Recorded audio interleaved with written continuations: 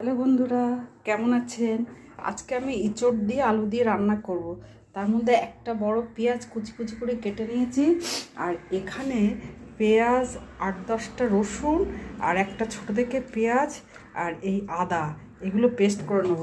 আর একটা ভাজা মশলা করছি, তেজপাতা, শুকনো লঙ্কা, জিরে, ধনে আর গোলমরিচটা আমার আস্ত নেই, এটা গুঁড়ো, এগুলো ড্রাই ফ্রাই করে পাউডার।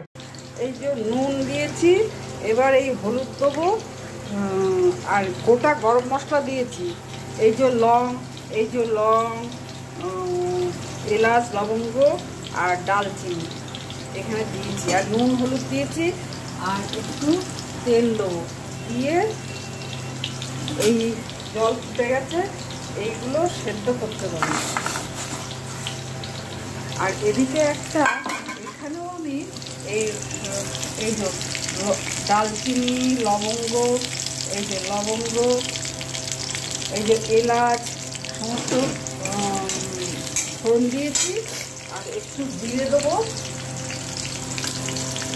তেজপাতা দেবো আর শুকনো লঙ্কা দেবো, দিয়ে আলুগুলো ভাজি।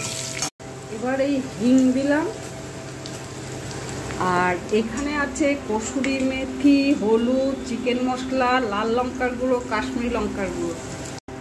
এবার টমেটো দিয়েছি, এই পেঁয়াজ, রসুন, আদা বাটাটা দিলাম। পেঁয়াজটা একটা কুচি কুচি করে বড় দেখে দিয়েছি, আর একটা পেঁয়াজ, রসুন, আদা দিলাম, আর এই ভাজা মশলাটা দিলাম।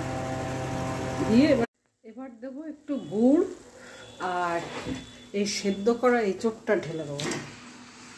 এটাকে মিডিয়াম দিয়ে কষা হয়ে গেছে, গরম জল ঢেলে দিই, সব সেদ্ধ হয়ে গেছে। এবার গরম মশলা দিলাম, একটু কাঁচা তেল দেবো, সর্ষের তেল।